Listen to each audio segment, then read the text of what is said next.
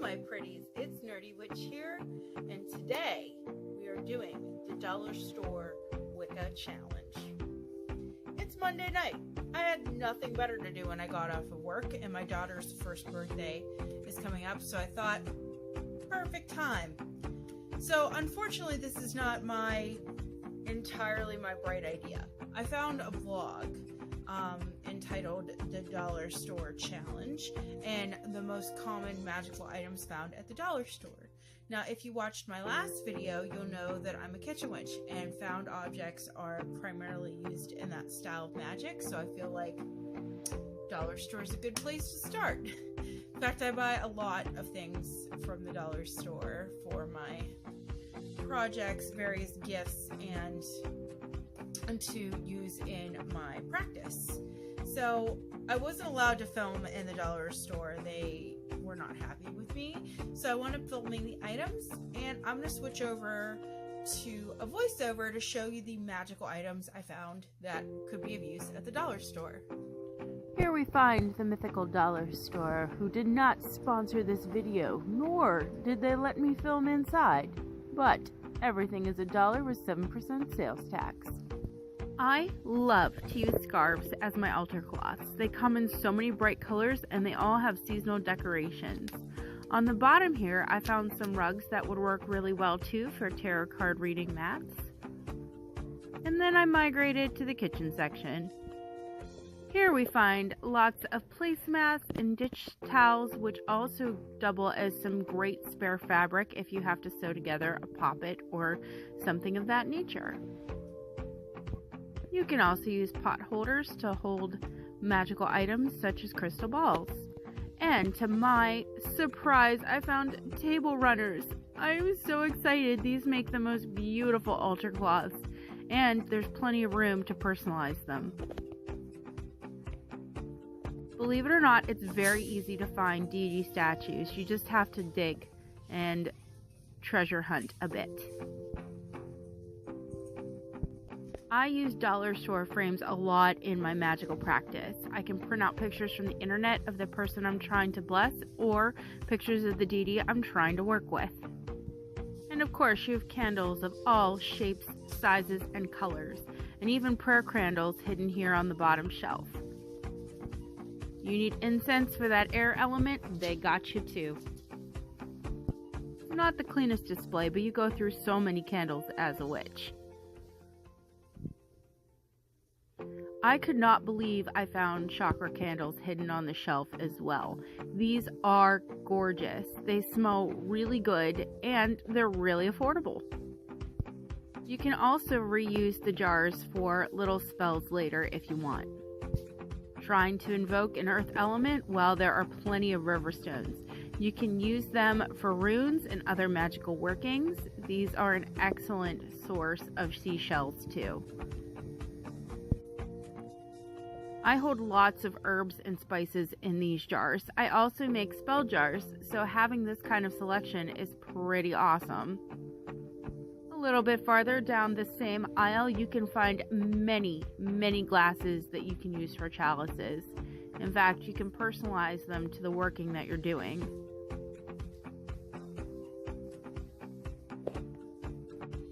Don't hate me, they already had Christmas stuff up.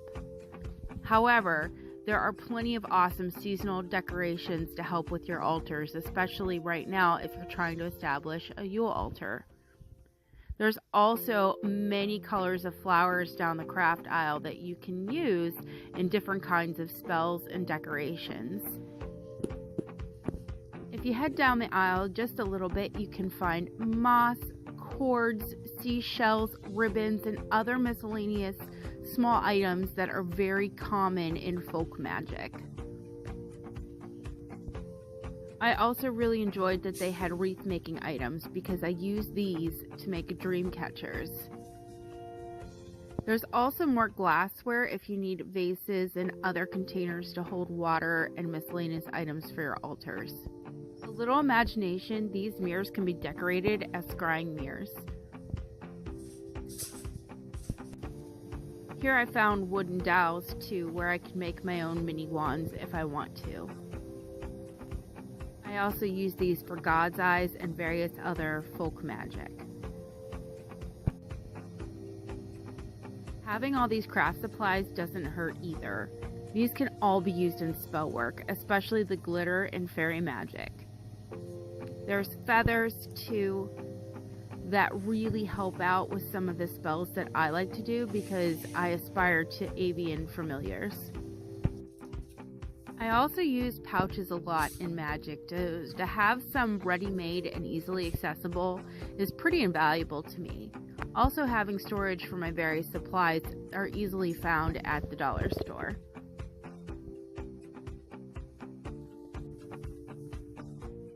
Vitamin E is a great carrier oil and it's also amazing for the skin. I go through a lot of it. I also use quite a bit of coconut oil in my bath products and herbal remedies. They have honey, which is great for tea and for offerings,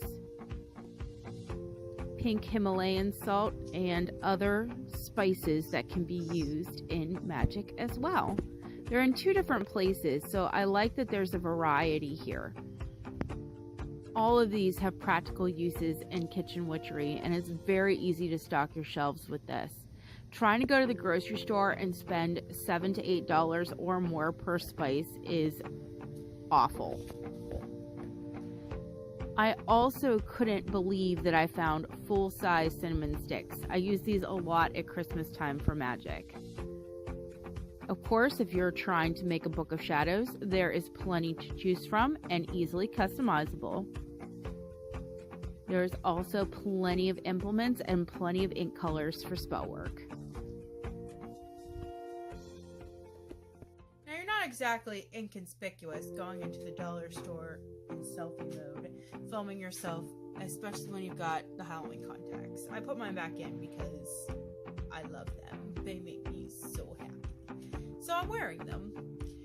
Anywho, I decided to use this challenge to build myself a birthday altar in honor of Evelyn's first birthday. So let me show you the items I bought and how I set them up. Okay, here is Evelyn's first birthday altar. And I'm going to show you all the items that I bought at the dollar store. So, we're going to start here. The frame was from the store, and then I added buttons to it for her. And I bought votive candles and these pillar candles. I also found this beautiful chalice at the store with a star-like inscription. And then I wound up purchasing pink Himalayan salt for protection and purity, and I bought this feather plate for an offering plate as well. Then this is a wand that I made out of a kitchen spoon for my little mermaid. And then I bought this altar cloth with the feathers from the dollar store as well. And I found this beautiful dial at the dollar store, and it had a moon side and a sun side. And I thought, there's me and there's my husband, the god and the goddess coming together to make one beautiful baby. And then I have this picture of my husband, also in a dollar store frame. This was something he had purchased for a Mother's Day. It is not from the dollar store. However, this little puppy is. Now, Evelyn loves puppies. So I purchased this in honor of my primary goddess, Hecate. One of her guardians is a puppy, and I thought, what better way to invoke her than to put a guardian dog for my baby girl. And then I just have some beautiful bright colored flowers for her. So I spent a little bit of money, and I'll give you a final total here in a minute.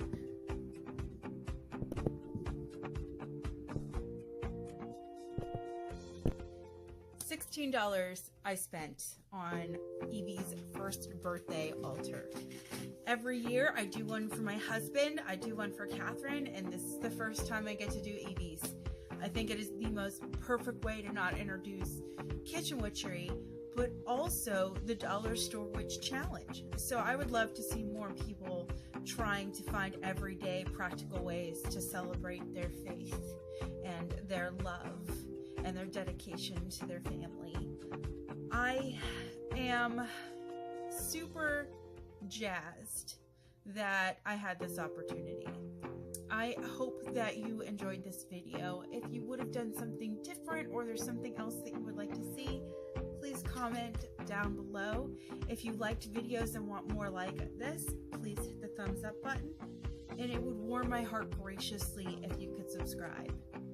I also want to take this opportunity to tell you that I hope that you love, that you create, and that you celebrate every day like it is your first. And that's it. I invite you to take care, bless be, and bye, witches.